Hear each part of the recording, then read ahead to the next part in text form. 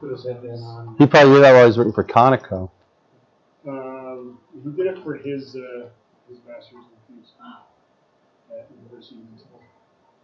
Well, his master's was at UNLV, and I think his PhD was at Utah. Pretty sure. Okay, it's recording. Yeah, okay, are we ready to go? Let's start class. It's time. It's time for fun. What as I called it? Gluttony. The joy of overeating. We're going to overindulge ourselves here, right? in a little science. Okay, so you're ready to go. Let's see. Let me go here first. Okay. There's a couple of housekeeping items. Oh, that's right. This guy. There we go. May sent me an email asking about the Challenge Bowl. Have you prepared for this? And you are now registered, all three of you. So we'll see. There's only 2 to a team. So we'll see if somebody gets paired. It may be that one of you won't be able to participate. But at least 2 of you will be able and have that opportunity. So I was trying to find online. They used to have a place at the SEG website where they had some sample questions, but I can't find them. And I have some old ones, but they've changed the format the last couple of years for this competition. But it's basically a quiz bowl. If you don't know what that means, it means there's going to be a room of tables kind of like this, no monitors, and you'll have a thing you hold in your hand with a little button on it. Okay? And you can buzz in if you think you know the answer. And sometimes it's the first one to buzz in, you know. It might not even be you or your teammate, you know. Sometimes you have a moment to confer, sometimes you won't. And then we'll have 4 categories. Okay? First category is seismic. Things related to seismic data. Could be, what is acoustic impedance, you know. And almost always the questions would be true, false, sometimes fill in the blank, or multiple choice. Okay? Second category is non-seismic. It's everything else that's geophysics related, but it's not seismic data. Things like gravity and heat flow and electricity and electromagnetism and things like that. Third category is geology. This is where our department is often thrived or excelled. Because our students, and a lot of our students have had good geology, and they've had a pretty good background if they've taken either John or Mai's classes in geophysics. And the fourth category is history of the SEG. And you're like, what do I know? You know, like, what is the Maurice Ewing medal? You know, I can't even tell you that. But there is on the SEG website, there's a tab called History. And I remember one year the students from Stanford won this thing.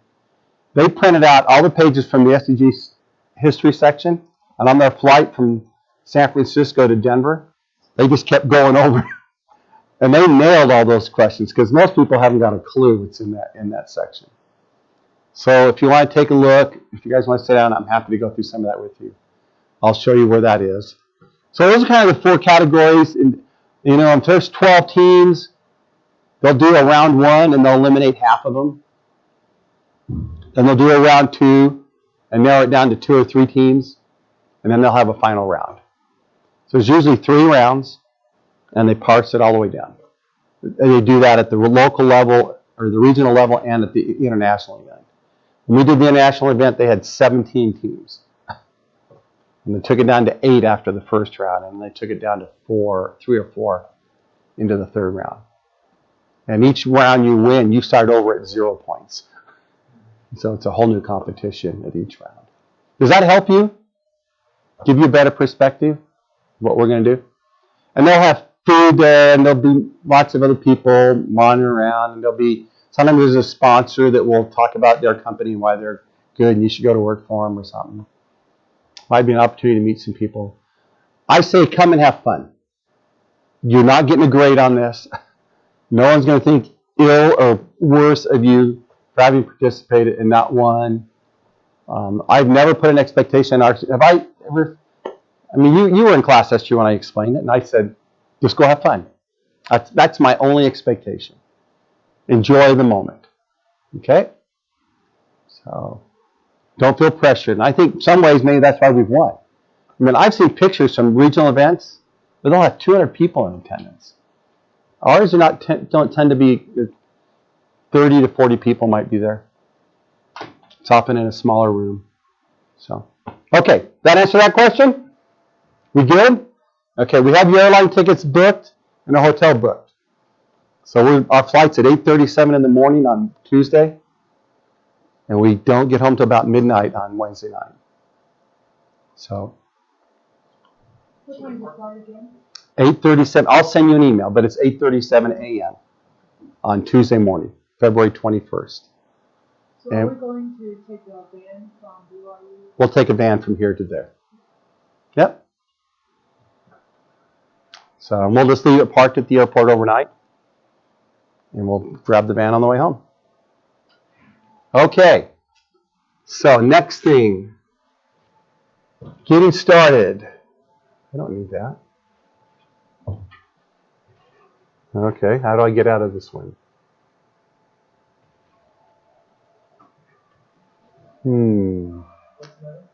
This looks like the Linux.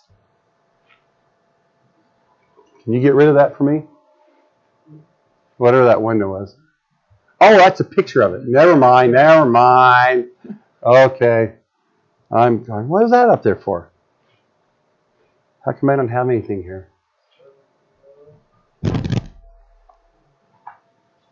Is there nothing else in there? Am I too far along? Where's the rest of my pages? Do you see them? You don't? Why don't you close it and just reopen it?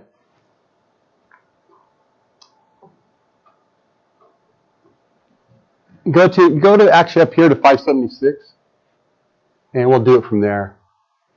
There's a getting started. That one, yeah, go ahead. And let's go through that. This is better. Okay. So this is what I asked you to go through, right? And what I didn't have time, there's a couple things we didn't get to finish doing, so we're going to try and finish that today. When I asked you to do these assignments, at the end of several of the steps, I'm going to ask you to just grab a screenshot so that that'll be my proof that you did it. It's hard to get to step 7 if you haven't done 1 through 6, if you know what I mean. So it'll be my best way. We thought about having you email it to us. That's what I've had students do in the past. I think Jeff and I are going to actually have you just grab a screenshot, and we're going to create a folder on your desktop, and you can just drop them in there. And Jeff can review those folders from any computer. So we're actually going to have you do that right now. Okay? So are you logged in? Anybody not logged in? Okay. So let's go over here on our Linux side, Jeff, and we're going to walk you through how to make a folder, how to grab a screenshot, and how to capture it. Okay? So we're going to right-click on this screen, and it says there's an option that says Create Folder right up there at the top. And it comes up as untitled. I want you to just write in a name like Geology 476 or something like that. Let's call it Geology 576. That's the class. Okay. You just hit return. So now that's open. Okay. So let's double click on it. Now we have a new folder in here that's empty. There's nothing in it. So for each assignment, I want you to create an additional folder inside of here. Okay? So we right click again, say create a folder, and let's call this assignment 1.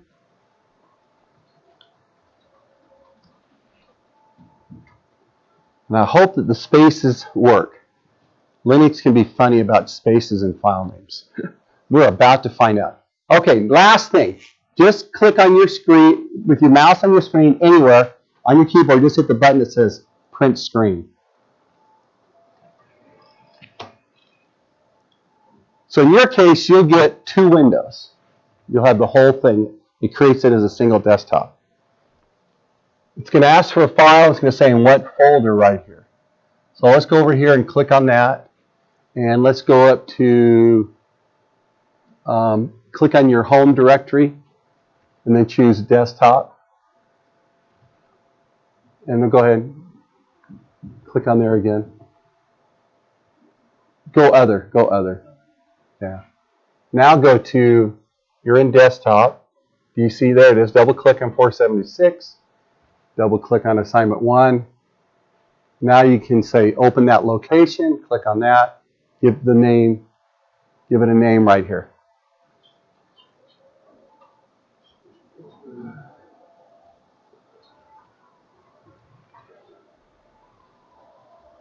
That work? And now if he looks up in his, goes into assignment 1, you can see there's a picture in there. And if he double clicks on that, he can open up in a photo viewer that pops up on your desktop. Okay? We good? So that'll be your way to complete the assignment, and for me to know that you completed it. You don't have to figure out how to email it or copy it off the machine. We went through this with Alex a little earlier, and after you left, we got to talk. It says, we can do this easier. I like the nice notes. But this will be a way to do it. And if I've got a question, Jeff or I can come back. But we can monitor all those accounts from right there. And that way, make sure it gets into yours. Now, if you want to name your folder after you, I don't care. But now we know how to do it. Okay, how I can get to there. Okay, so as we went through this exercise, I actually walked you guys through displaying. I didn't go through all of it, but I showed you how to get in here, how to load an iSet, how to display some seismic, shared memory. Remember, does this sound familiar? It was only 48 hours ago. That doesn't seem that long ago, does it, when you say 48 hours? Okay. And when you got way down to, in this exercise, it says, somewhere down here,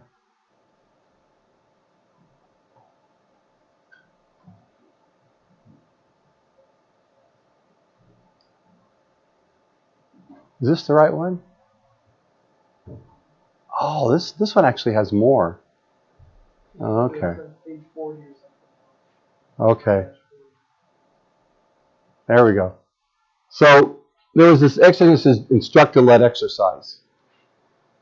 And what that meant was that if you leave all the data in before and you have your 2D data, 3D data, then it's asking you to make an iSet.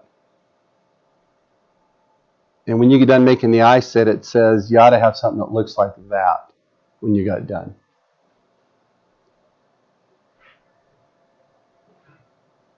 Most of you probably didn't have this, did you? Because you didn't think to bring in the data that we had done in all the other exercises. That's all. Not your fault. I should have been a little more clear. So it's almost like saying, then a miracle occurs or something, Up there where it says that instructor-led exercise. So for me, if I had assigned this properly, I would have said to you, I want a picture that looks like this from your desktop. Now, Alex was fortunate enough, or we were fortunate enough to catch Alex in the middle of this morning. And so I asked him to remember, and we helped him remember how to load his seismic data and all that kind of stuff, and he displayed, and he sent a wonderful picture. So what I want to do right now is actually review with you, again, how to load seismic data, how to display both 2D and 3D. This is a bit of a review. And then when we get done, if you want to snap a picture and just send it to us, or put it in your folder, actually, then we'll call that one good, okay? So that's what we're going to do right now. We're going to walk through, open up a session. I want you to remember how to bring in seismic data and well data. So we're going to go ahead and run Decision Space. So go ahead and launch Decision Space if you haven't already. The other thing we didn't talk about was how to save a session so that it will come up just like it did before. So I'm going to wait for him to catch up to where some of you are. So we're going to just choose geology. We're going to actually say a new session. And we're going to choose geology and geophysics. Okay. Yeah, we don't need the GIS right now. Just get those two. And then we want to make sure that we have the right things set up over here. So in the next manual that I'm going to have you guys get started on at the end of class today, it'll be due next Tuesday. It's actually going to have you set it up just like this, meaning the Norway one, all data, SP, metric, time, this user. It's going to have you choose a wealth list. I'm going to have you click demo wells, and then a well format or well layout called Geol. Isn't that John's office up there? Gamma ray RT. So make sure those things are all set up. That just gives you a little bit of a head start for the next assignment. So just right, it says, we're going to click right here where it says well list. Click that down arrow, and you'll see the list. Find the one that says demo wells, not BD or whatever it is over there. We want you to choose the one that just says demo wells. Okay? Anybody not there? Okay, we'll wait, Alex. I got it. You're not there? Well, I've got it, but it doesn't look like yours. Like for the select session data and then. Oh, no, you already went in. This is before you get to here. Oh. Okay. My apologies. You went a little far. Go ahead and just close that out. Let's just start over. And this is what I And saved. close that out too. Huh? This is what I was doing in saves before. So Oh, did you save it just restart. as a session? Yeah. So you can come back here later if you want. Okay. Well, that's fine. If you want to stay there, that's fine. We're going to do a couple more things with that. Okay. And then down here it says well layout. Layout of wells. You click on this, and you'll see a long list of formats. I want you to find the one that says GR space RT.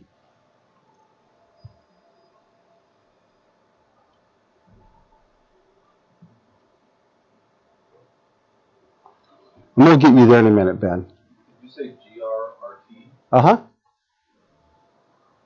You see it on your list? Yeah. Okay, good. Well, we'll say a well log, when you display it, has a curves on it, right?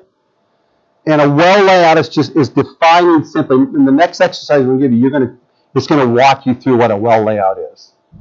So we'll spend more time. But it basically defines which curves are displayed where in that space, and what are the scales horizontally for those and vertically, and then how to display those curves. Do I display them as a wiggly line? Do I display them with a color fill? Whatever. What color do I want that line to be drawn? There's a lot of things you can do with it. John talked about convention. Here you can kind of mess people with. Yes. Okay. So I'm just asking you to select one. It'd be a little bit of a head start for the next exercise. Wasn't part of the exercise that we gave you to do. Okay, so with that we can say okay. And it will take a moment and it should come up.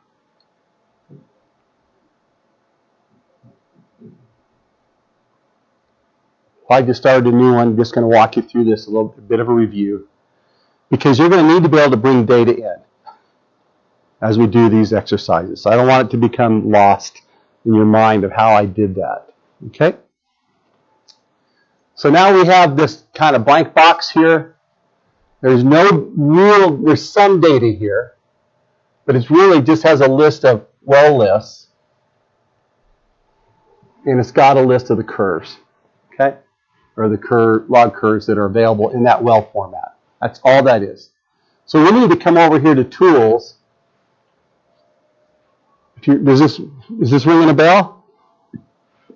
And we want to load an iSet. Now, if it doesn't say iSet, you just need to go up here and find the icon at the top that is an iSet. So can you take your cursor up a little higher? That one, okay, down right there. Come down. Bubble mapping interpretation set. So if this doesn't come up automatically, you can click on that icon and it will come up. So we're going to choose, what iSets did we use yesterday? Anybody remember? Or Tuesday? We use geology and we use geophysics, right? So let's just bring those two in. So we click on click on those, and we use the upload button to populate our inventory. What's the upload button? It's the triangle that points up. This one. It's in here. It's over here. Get on tools. Oh, you're over there. Open up tools. So I have these selected. And use that up button right there. This guy? Yep.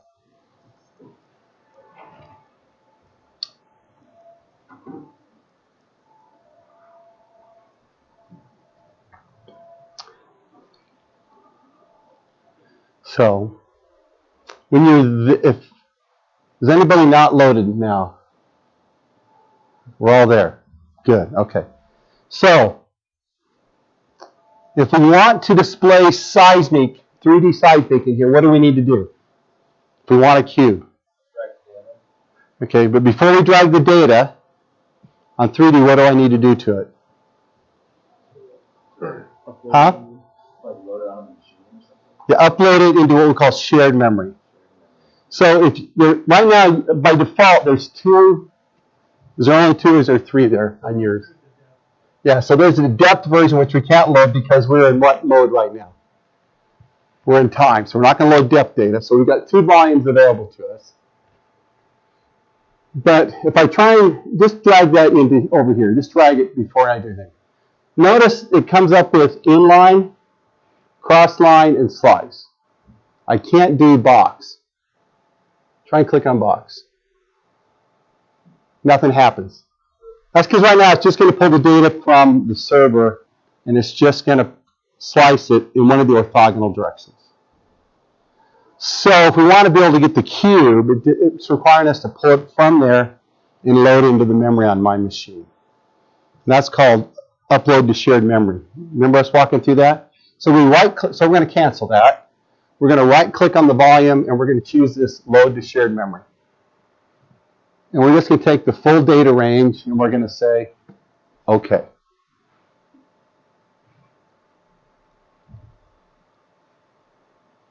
And I think you're already in there. So since you didn't close it out and take it out of shared memory, it's already there. OK? Go ahead and say close. So now you'll see listed over here on your left or right, depending on how your machine's set up. You'll see a slightly different icon that looks like a cube. Sorry, Alex, can we get outside real quick? Sure. Oh, I thought I was keeping you current. I just don't see a load to share memory. Oh, okay. Okay. There you go. Why I couldn't slide it. Huh? I just fall behind on this. That's all right. That's why I'm trying to ask, and I'm trying to, and if I'm going too fast, I encourage you to say, "Hey, stop." Okay? There's nothing worse than being 2 steps behind. That becomes problematic for everybody. Okay? So now that you have it loaded into shared memory, we can drag that same icon over to here. So do you guys see how there's icons are a little bit different on the left? So the name's the same, but there's like it's blue instead of. It looks like a cube. Yeah, it's a cube. So that's the one you want to drag over. And when you drop it, now automatically checked is box. So we're going to say OK. Is that, what file is that?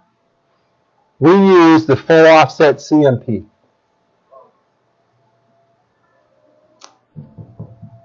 You might have to move my cursor over on the right. If it doesn't give us the box option, then nothing happens. Then you didn't load it. Then you didn't choose the one that was shared memory. So this sphere, Yeah, that one should be shared memory. active one is 2D. See the bottom right there? It's in your bottom right corner. Right here. Oh. Man. It's hiding on you. Select box, right? Yeah. And apply. Or OK. So let's just turn OK and apply. Okay, apply and close. OK means apply and close. Yeah. And apply means give it to me, but don't close my menu. So your window will stay up. Window will stay up. So if you want to load multiple, you want to load inlines, cross lines, and cubes, you can say box, or you can check them all, or they're just options. If you ever said OK and apply, it's OK means do it and close. Yep. So mine's not giving me the box option either. So you said it's from shared memory is where I'm not getting it from? Yep. Yeah, because you don't have it loaded to shared memory. So you cancel. So you need to right click. This is what we just went through. And say load to shared memory. And then you hit OK. And you'll see it progressing. Okay? And so then you want to, if you want to zoom in. How do we zoom in? If I want to look at just the size, Nick, what's the way to see this whole window? This is the review part from Tuesday.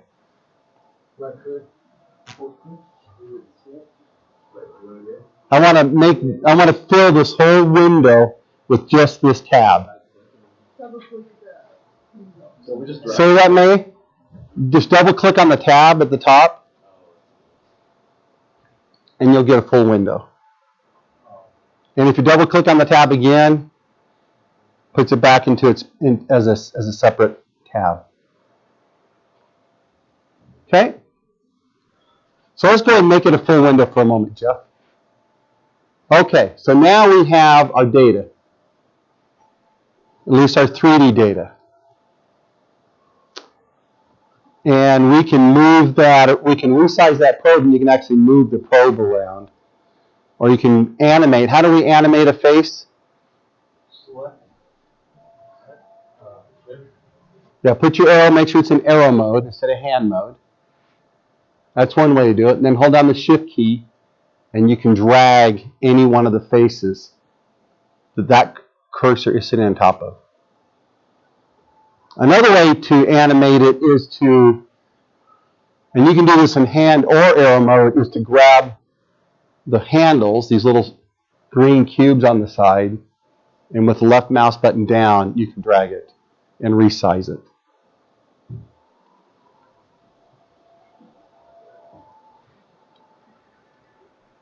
If you want to change the vertical scale, what can I do? Up here in this menu here, you got these little slider bars. That'll zoom in that way. If I go the other one, I can do a stretch or a squeeze. So I got a vertical axis and a horizontal axis that I can adjust. So I always say make sure you're using a scale that you can see. No need to be fighting it. Don't make your eyes hard. Sitting in front of a computer workstation can be hard enough. So make it easy for you. We can change the color schemes as well. Remember we talked about that before? A little bit about color, how you can change the color scheme. I can put it in black and white. I can put it in whatever. And so one of the things you can do here, I think is it right click, display properties, and there's my color map at the top. Click on that. You got a few colors you can choose from. Okay? If you want, go ahead. Try black, white, or grayscale, either one. There you go. Let's drag it off to the side. It changes how you see things. And depending on how your mind works and processes, different color scheme are going to work better for you than they might for me. We're just giving you choices. That's all I want you to walk out. There's a choice.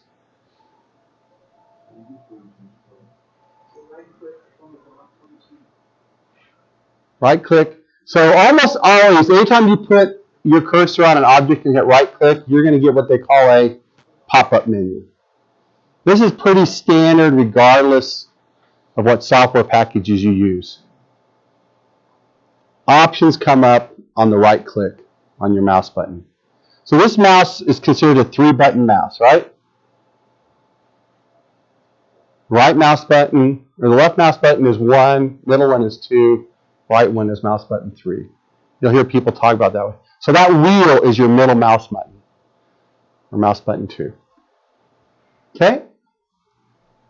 Good enough. So he's just choosing colors. Want to see the one you like? Okay, go click on that, and instead of system, choose geoprobe, and go choose that one. Yep, that one right there. That look like it now? Yeah. So now he's got a set of colors. Jeff likes these colors. Choose colors that you like. I'm not telling you which ones you have to use. Let's zoom it out a little bit, Jeff. And I want to see, this is called three-dimensional data, right? Because I've got samples in some nice rectilinear grid of a volume. That's a three-dimensional data set. 2D data, on the other hand, is just a series of individual lines. So over here on your left, you'll see this thing that says 2D lines. Just click that on. Now I have the location. You may recognize this from the manual. These are the locations of two-dimensional seismic lines. Now, how do I choose which 2D lines to turn on? We're going to go to our cursor, or go to a line. Now, I want you to notice that way down here, as you drag it over. No, I just want to see if I want to see how to read on here. But if you put it on here, it should tell you what line it is. There you go. Okay? If I right-click again for a menu, I can say seismic on. There we go. Okay? So, what are those lines? Is that like, they took just a strip of data? It's like the map view part here. I mean, when you say what are those lines? Like, do we have data in the whole volume, and those lines are just planes that are preset that we can see it, or are those lines representative of where they laid down sensors when they took this data? Second part. This is where they had sensors laid out over a grid over this, probably every 20 meters. And in these lines, there's just a line. They are individual lines that were shot separately with a ship pulling a cable. Oh, okay. And that cable just went behind the boat and they shot in one direction. And they call that a two-dimensional line. There's no data to the left or to the right. Think of the 3D data as they took a streamer or multiple streamers and they went in this direction. And then they turned around and they came back. And then they turned around and they came back. So they had a whole series of parallel lines over that volumetric area. So it's, in one way, you might think it was a whole series of 2D lines that were then processed together. We talked about migration a little bit. So we're fixing it. So we have three-dimensional. We use a place to be able to have three-dimensional. It's just a different data set shot in a different way that might be available to you. Wouldn't you say the 3 is a lot better resolution? Not always. Depends. Depends again on how it's better in the sense that it has better spatial resolution. Because it might be every 20 meters, every 25 meters apart. Is the reason my color scheme's off, or it's just a bad 2D one? Yeah, could be.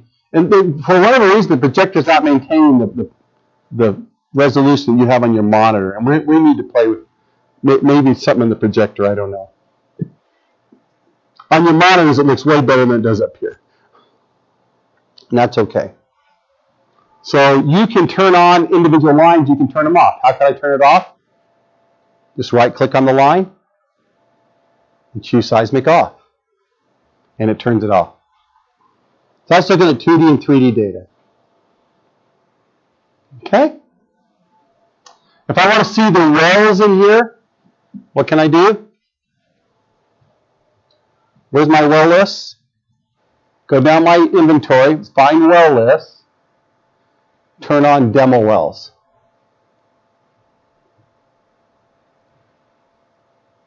Okay. There they are. Okay. So just rotate this around. Okay. See those? Can zoom up a little bit more for me? So let's talk about this. So this, without moving it, get to a point that you like, and I'll stop and I'll wait. No, you're good. I'm working with you here. You're my helper. So this is a deviated well, right? And at the bottom of this well, we see a symbol. Over here, we see a different symbol. We see a symbol that looks like this. And this one is what? That one's a triangle, right? Anybody know anything about well symbols? I think the sunlight is oil. So let's back up a little bit. Different symbols tell me what? Different what? Fluids. Can you tell me about different fluids? So one symbol tells me I've got oil in that well. The other one tells me it's gas. An open circle often tells me it's just a location sometimes. A triangle, I don't know what that is. Sometimes if we're injecting fluids in, you'll see a circle with an arrow down through it. There's literally hundreds of different types of symbols. So we have an option to display in our software so that just visually you can look at it and know what type of fluids are they producing out of this well, just based on the symbol.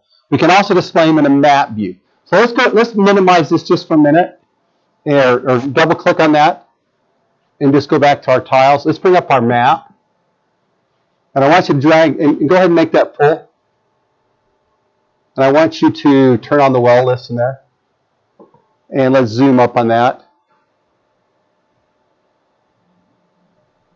There we go. Okay? And you're going to go through some exercises in the next chapter that talk about how to resize and set some parameters for that. So I'm not going to spend a lot of time here. But that's what these symbols are telling me is what are the types of wells. So the ones with the rays are generally gas wells, the sun one. The solid is typically an oil well. If it's a solid with rays on it, it means it's oil and gas. So if it's an open circle with the rays, it would typically be just gas. If it's got the circle filled, it typically means it's oil and gas. So in this particular program, all that data is stored. We already talked about a relational database.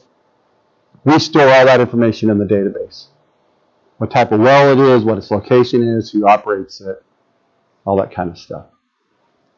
Okay, so should give you a sense now that when you go back, so we can go back to our, our well view, or our cube view. And if we, and if we push this face back a little bit,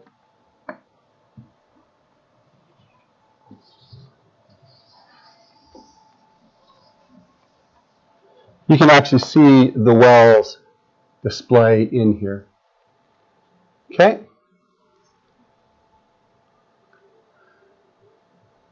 And if you put your, question, yes, May? Oh, so could you say again how to change the sensitivity of the MDT? Oh, to the zoom. Go up here, right click on that, and choose zoom sensitivity, and take that setting and drag it all the way across. I just take it all the way across. Sorry. Okay. So really, we're just trying to get you to understand how do we look at data and what does it mean. I could look at. It's a little hard to tell. Can you spin this around completely? I want to hide that behind. Zoom out. Just zoom out, way out.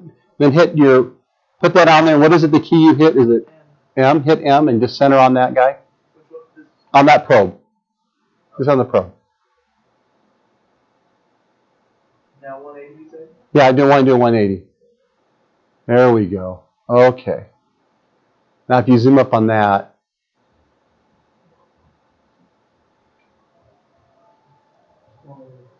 So I want you now to take that face back in slowly until you start to see well bores poking out of it. There you go. Back up a little bit. Come back towards me.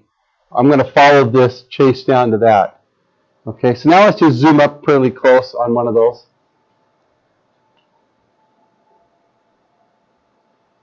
There we go. So now I can actually see the well logs against the seismic. The other thing that this has, we haven't got to this yet. We'll get to this in the next next week or two. These little triangles on here are picks on a well bore of a formation. In other words, where on the well log did we see the top of the In this case, the Fangst. It's a rock formation in the North Sea. If I was in Utah, I might be looking for things like the Navajo sandstone. You probably, if you've been outdoors at all, you've probably heard the term Navajo or nugget. You've ever driven through Zion's National Park? Been to Checkerboard Mesa? That's the Navajo or nuggets. Two different names, basically the same formation. You drive up Parley's Canyon, you see those big white rocks right there on the right side as you go up the canyon. That's the Navajo or the nugget. So we often map the tops of these formations on the well logs. We're going to correlate them. And we can post those correlations. And that's what we're going to do next, is well log correlation. This just allows you to see it. Oh, there's a good way to look at it, yeah. And we can also see how this well log changes, and that often corresponds to how the seismic responds as well, as those rocks change. Okay? Good. So, with that, what I want to do now is you should probably like capture a picture of something. Oh, you can also turn on horizons if there's an interpretation been done. I think Ben's already done this. Oh, I keep kicking this cord. Whatever it is. Okay, I'm going to kill somebody, not myself. Go down to horizons. Can you find a good one there? Just click over here and on the green, on the gray. Turn it on. Probably not that one. Not that one. Try the first one. There you go. Okay. Yeah. So this is, as you guys move along in the assignments here, you will end up generating one of these of your own. Okay? So what is that mapping like an actual layer of something? Yeah, it's mapping. So can you zoom up really close for me? Right here, somewhere along that horizon, Jeff? Yes. Very close. Okay, now, I want you to turn that horizon off for just a minute. Okay, so we see on here this blue, right? If I were to go in and interpret this event, this seismic reflection, remember the difference between reflection and reflector, and we think that reflection came from a certain layer in the earth, I can use some tools, which we will teach you a little later, to make a map on this. And I can do it on multiple lines, or I can put in a few seed points and tell the software to go auto track it for me and populate it. My goal, remember I talked about containers? It's all about mapping the container. So I'm trying to map a part of the container here. So if you turn that horizon back on now, this is the map that somebody made. Looks like they've smoothed it a little bit of that blue event. So if Jeff animates this seismic towards me, you can see that horizon is following that blue event. So what's that horizon called? It just says reservoir. It's the top of what someone called the reservoir. Now you notice whoever did that, what they did, what's at the beginning of that? WLF. This comes to a very important lesson that you should all write this down, remember it. Whenever you create a file or a set of data points or a horizon or an interpretation set, put your initials on it. I wrote it over here, even in the middle, but add your initials. I've erased it. To all files you create. Okay?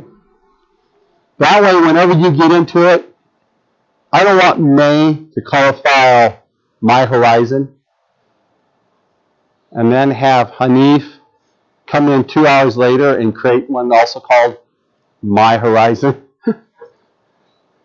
Because what is Hanif going to do? He could override hers. Hers will go away. So the way to protect your work, put your initials in it. If you don't want to use your initials, if you've got a nickname, now I had guys use Mad Dog, Big Dog, you know. Whatever you want to call them. Whenever you do work, It requires you to create something, name it with something that's uniquely you. I'm saying your initials, but be creative. Yes? You're saying when we save it to do the initial thing, is that when we save the whole file? Or No, when you save that horizon, yeah, when that things get named. So where's your horizons? Mhm. Yeah, so drop that down. See those that have names? Someone's put initials in front of all of theirs. Right? And I'm just saying, we're not there yet. But when we get there, when we do this, I don't want you to wonder what happened to yours because somebody else overwrote it. I'm giving you the opportunity to protect yourself. Save yourselves, okay? So I hope that's an important, I wrote it, like I said, I wrote it up here before class started because I wanted to make sure we got to that point in the lesson, okay?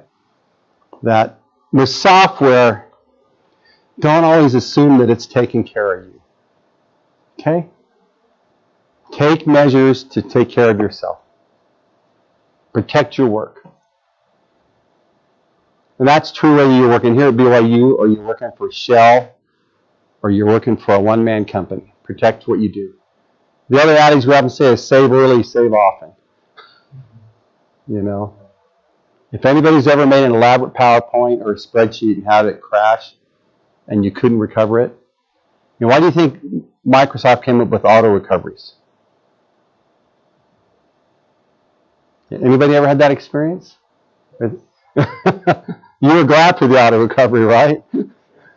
And sometimes it doesn't have everything you did, but it's got some of it. And all I'm telling you here is do the same thing. When you have an opportunity to save, save. Or every so often, just stop and save. And we'll talk about it as we get further down the road. So I'm just trying to give you some fundamental advice when using a software program. If you didn't know it, you know it now. And if you did know it, I'm just reinforcing it. Okay, so now we've got in the map view, we've got those, and we've got a cube view with 2D and 3D data. So I want to do one more thing. Could you drag your 3D volume over to the map view that's in shared memory? Yeah, just drop it in there. Zoom out. Just double click on it. Let's bring it up. You should be able to, I think is one of these should see be like, I think you right click on that and go right click on it. No, don't go right click. It says mouse button 2, show all, right? So I'm thinking if you click in here and hit mouse button 2, it should show it all. Hold shift and do the same thing. So cool. There you go. Alt shift. Hold down shift and then. Hold down shift mouse button 2. Okay. So this is the area of our 3D survey. And if I brought the 2D lines, I'd see where the 2D lines were as well. Okay? So now I see the locations in a map view of the 3D data and the 2D data. So I'm trying to get you to realize what you want to. So your map has layers. And we can turn things on or off. If you've used ArcGIS, kind of a similar notion. We're just layering what we're going to see in here. And you can bring your horizon in here as well. Okay. So right now, the next thing we want to do, go ahead and take me back to all my tiles. I want to display a section out of here, a seismic line out of here into the section view. Now, in the next chapter, and we're going to get into this, it's going to ask you to display a particular line. So we're going to go click in section view right now. So I want you to follow along closely. I'll wait. Make sure this is active. Everybody there? Anybody not there? Okay, get there. Click on section, make sure it's yellow, so that window's active. If I go to these icons here, I want you to click on this very first one right there. It's a horizontal line with an arrow on top of it. And it says select inline or a 2D line. Click on that. Now you're going to come over to this map view. Is that selected? Yeah. Okay. Okay, so as you drag along there, I want you to read down here in the corner. This lower left-hand corner. You should see a readout that tells you the number of the line that your cursor is on. Do you see it? Okay. So when you find yourself on line 390, you just turn off a few things, get him out of the way. He turned off his 2D data. He's looking for 390. When he finds it,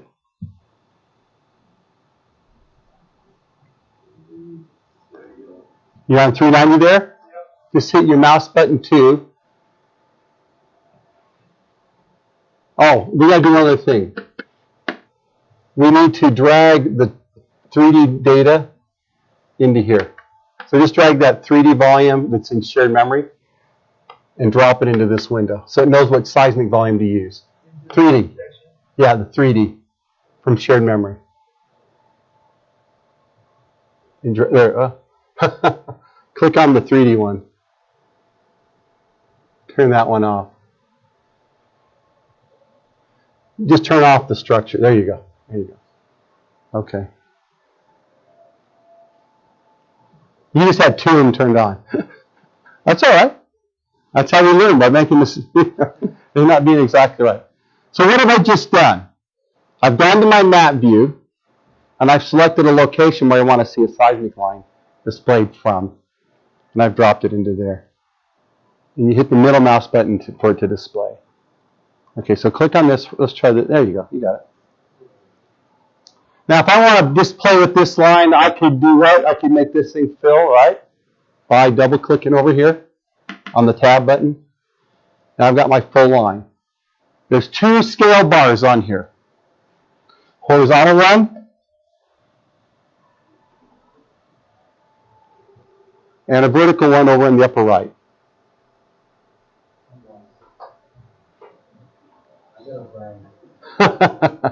Okay. So you're there, looks like Ben. Okay, looks like you're here. How do you to change the line, the profile you want to see? I would just come over here and click on that again. This one? Yep. And then click on a different one. Oh, okay. Okay? Great. There you go. And you can play with the scales and there's times that I want to look at this picture like this. There's times I want to zoom in on just that area. Depends on the amount of detail and what the focus of my interpretation work is.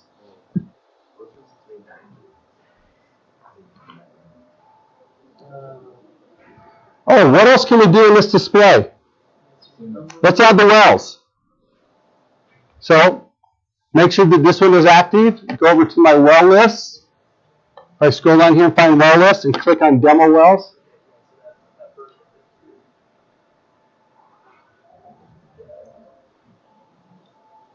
And I'll do it since he's helping. No, you're helping. You're doing what you're supposed to do.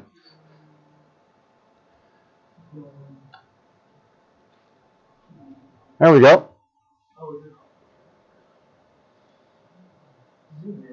First of all, capture that how it's on the picture there. There we go. Okay, it went too fast for me.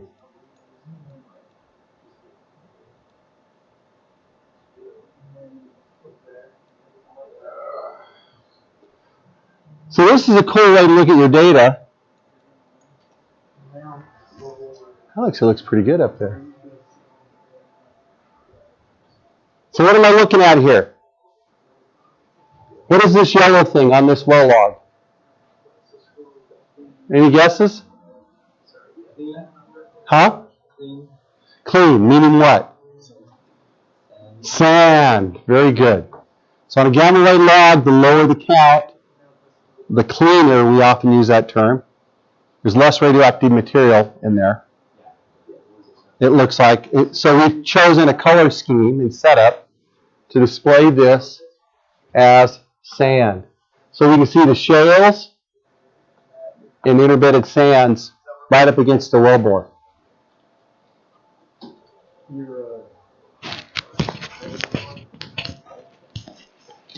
Oh,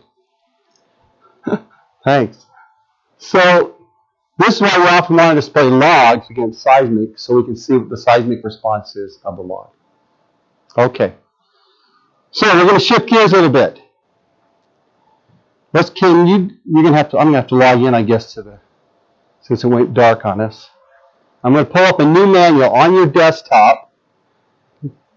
I want you to find another manual.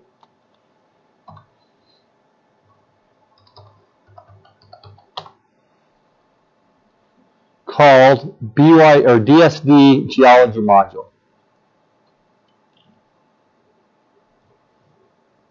Looks like I got about 15 minutes. Okay. We're going to get you started on this, and then I'm going to turn you loose to go work on it. DSD. It's on your desktop.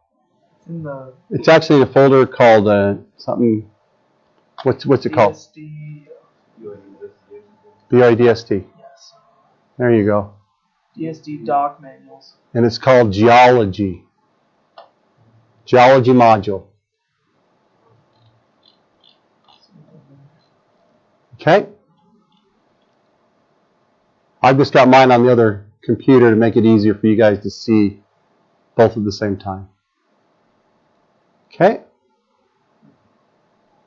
And yours are right on your desktop over there on the right. I got them all over there.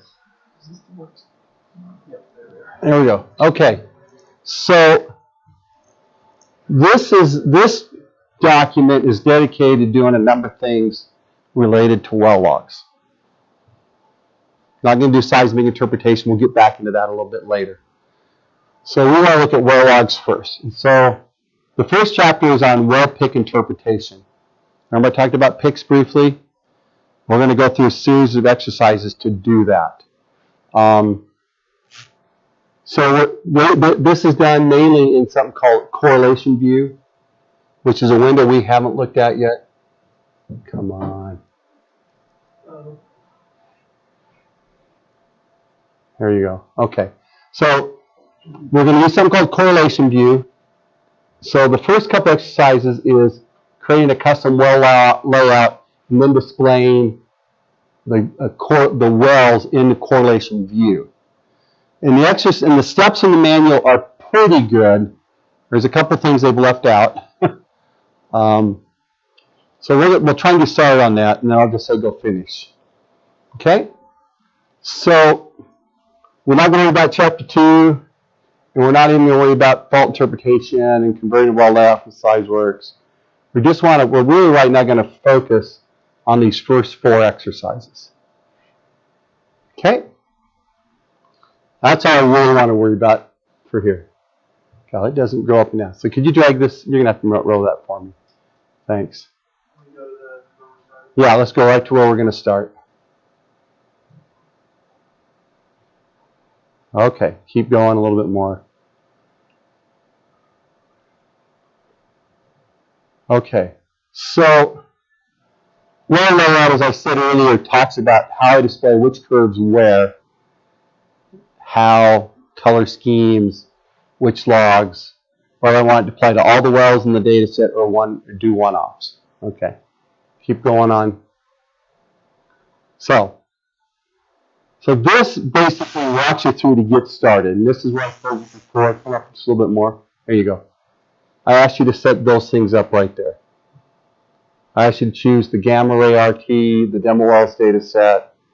So most of you should already be right here. Okay? You should, all the data that asks you to do, you should already have up. Because we got you to that point. Okay? So, in this one it says load the DS geology iSet, which we already have loaded. And then it says, hey, let's look at this. Now, one thing it says right here, make sure you're in TVD. What's TVD stand for? Nope. It can. TBD curve actually is time versus depth. But in this case, in terms of geology, it refers to time is not the first T. Let me get rid of that. Huh? No. True vertical depth. TBD. So we often think about logs. And can you blank this just for a minute? This is probably worth a quick discussion. Okay. Let's think about the surface and a well sitting here at the surface. This is my nice rig. Here's what they call the drilling floor. And often there's a bearing here referred to as what? The Kelly bushing. KB, you'll often have heard to. And this is referred to as surface level. Often you'll see that. Or ground surface. Sometimes you'll see GS. And then I drill a well and it comes down and it turns out. Okay. This distance along that arc is referred to as MD, which means what?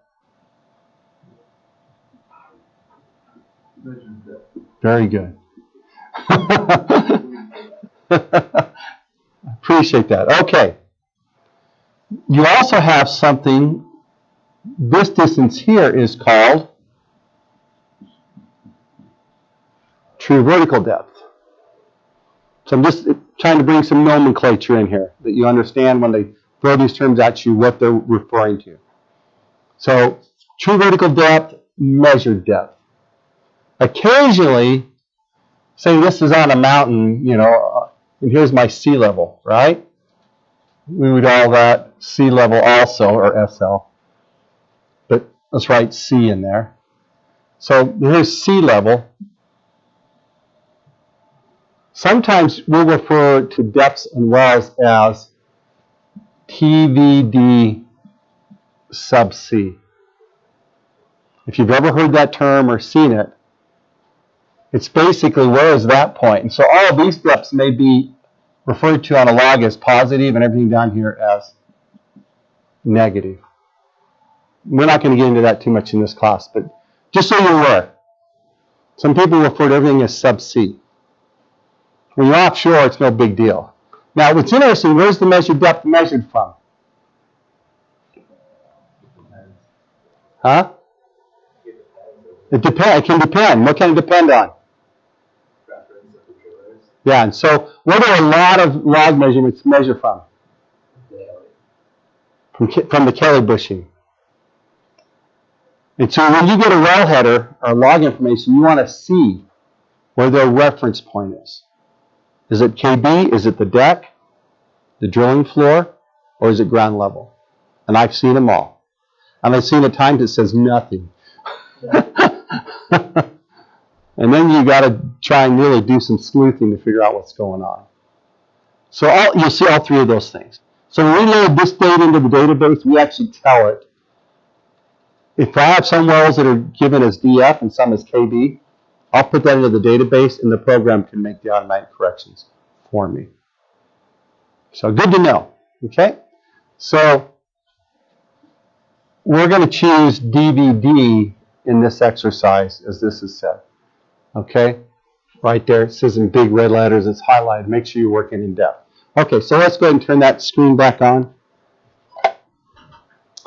Oh, doesn't that picture look so pretty in color?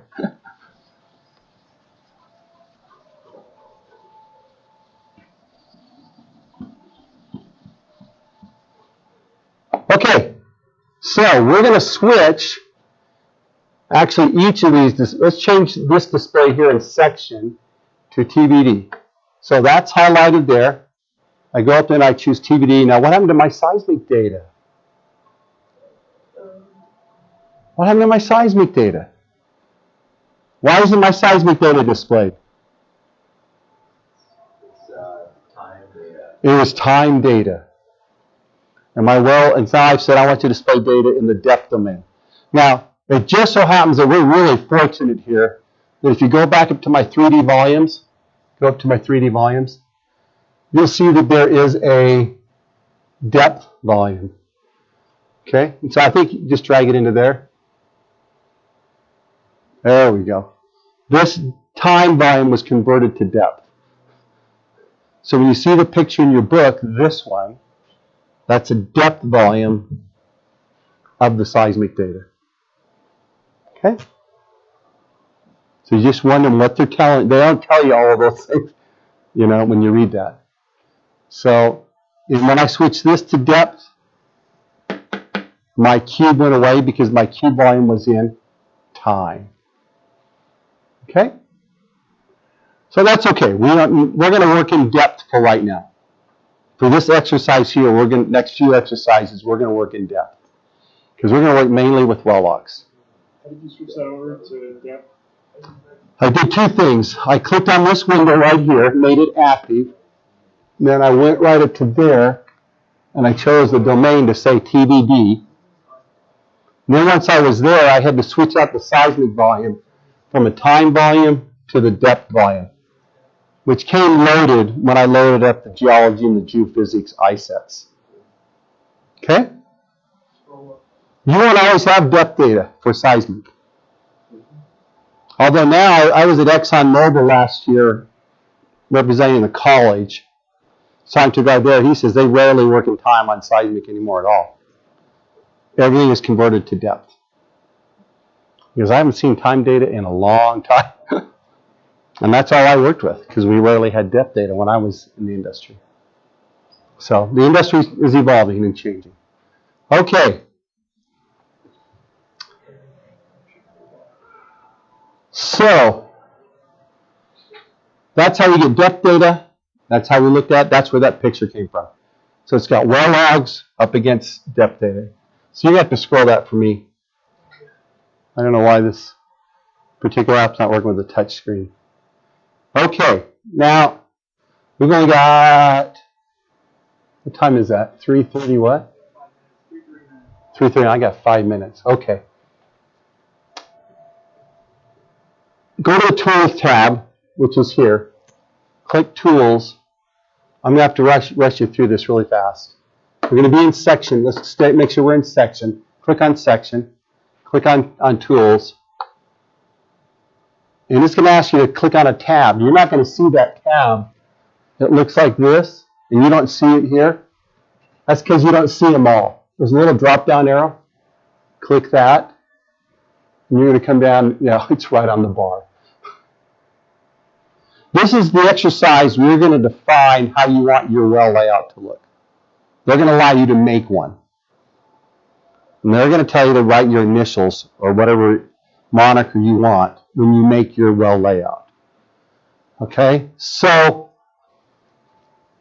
it said to me, so right now I'm using the current one in use is this one that I had you preload called Gamma Ray Right Track.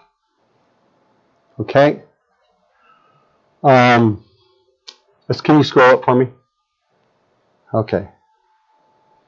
So now we want to edit this current layout. So we would click on this Edit Layout button right there. Okay? We want you to cancel this, and I'll come back and explain that later. But you'll notice that you suddenly have displayed in the section view what the whole track looks like with all kinds of boundaries. Because there's some editing to this track that can be done here. We're not going to do that right now. So we're going to come over here and make sure this is clicked. And then it's going to ask you to add a track on either side of this one. So we're going to click this one for left and click the other one for right. So now I'm listing 3 tracks. So I'm just trying to point you in the right direction because I'm out of time. And it's going to walk you through some exercises on how to rename these by putting your initials on it, on how to modify some of those parameters. Okay? Now, I'm going to stop there. I'm going to tell you to go through this whole exercise on creating a well layout. And keep going. And I'm going to ask you, keep going. This shouldn't take you all that long, believe it or not. It looks like a lot, but there's only one piece of item per page. Okay, stop, slow down, back. Just a little bit. Okay. And I want you to go through exercise 1.2. So your assignment is to do what? Exercises and 1.2. Exactly. Between now and next Tuesday. You may run into some bumps on 1.2 because I can't walk you through all of it. That's okay. If you got a question, call Jeff. Don't you like how I did that, Jeff? Anyway, his number's there and his email's there. So he's easy to reach. If you can't reach him, try calling me. I'm just generally not on campus. Just 1.1, 1.2. I'm just going to have them lead us a little bit. Okay? So get those 2 exercises done. Take pictures at the end of each one. Put it in your folder. Sound like a deal? Yes. So let's take a picture right now and count it as exercise 1 or assignment 1. The 1.1? No, the assignment we were supposed to do for today. Yes. Yeah, you can take a picture of that and put it in your folder. That'll work. Yes. Is there somewhere like a list of assignments per day?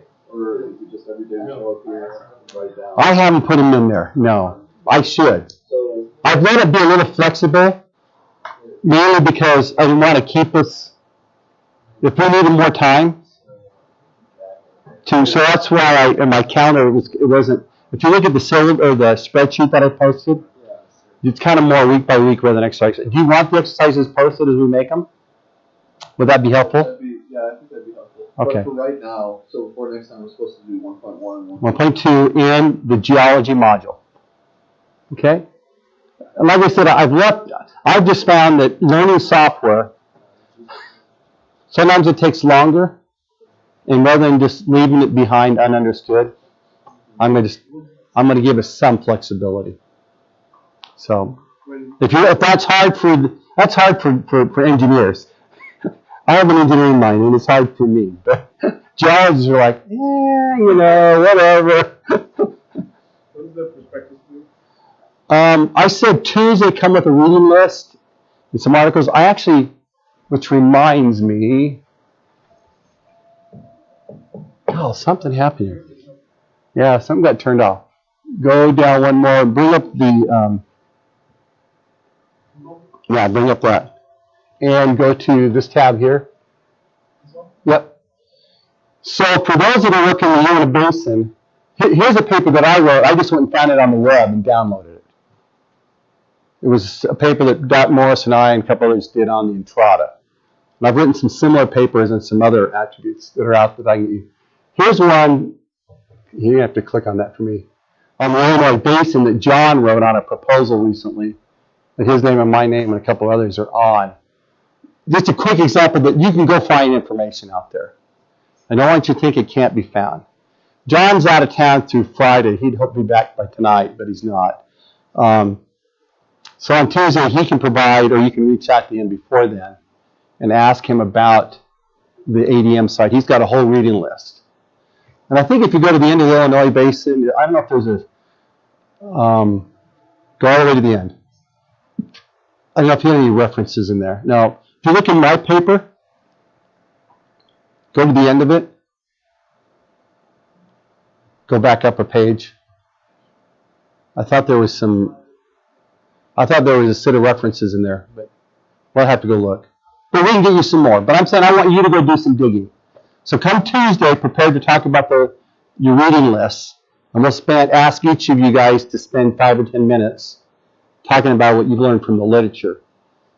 And then either next Thursday or the following Tuesday, I'll ask for the prospectus. Okay?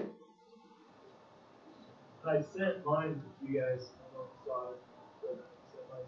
Did you get his prospectus? Anybody not get his prospectus? Is the thing this morning? Was it through like a newsweek? Yeah, okay. Okay, so go look for it. That'll give you a good example. But I'm trying to pace you along to look at the literature on your project area, and then once you've got some together and we can talk about it, then we can talk about the prospectus in a little more detail. Good? So the last thing, if you're getting out of here, let's exit Geol layout. We're not going to do any right now. Or over here on the right-hand side. Exit Geol out. So we don't have anything to do.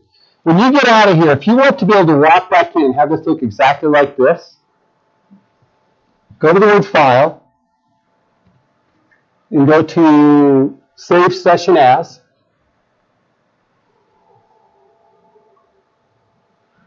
This will take a moment.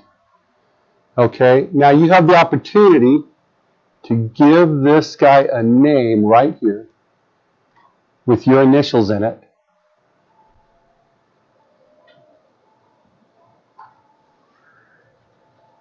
Then the next time and then go ahead and hit OK or Save. So the next time you come in, rather than go into New Session, and remember, and all those things you got to click, you go to Existing Sessions, you find your initials or the name of your session, pop it, and hit Load and OK, and it will all come back up like it was when you walked away. Save you some time. So go ahead and log out or stay in work as long as you want, but when you get done, I'd say save your session, log out of the application, then log out of the workstation. Okay? And I'm 3 minutes over. We did fix the clock on the computer though. So I didn't think I had extra time. Actually, I put it 1 minute fast, so I'm probably only 2 minutes over. So you do say yes to remove these bars? Typically, yes. Yeah, because you're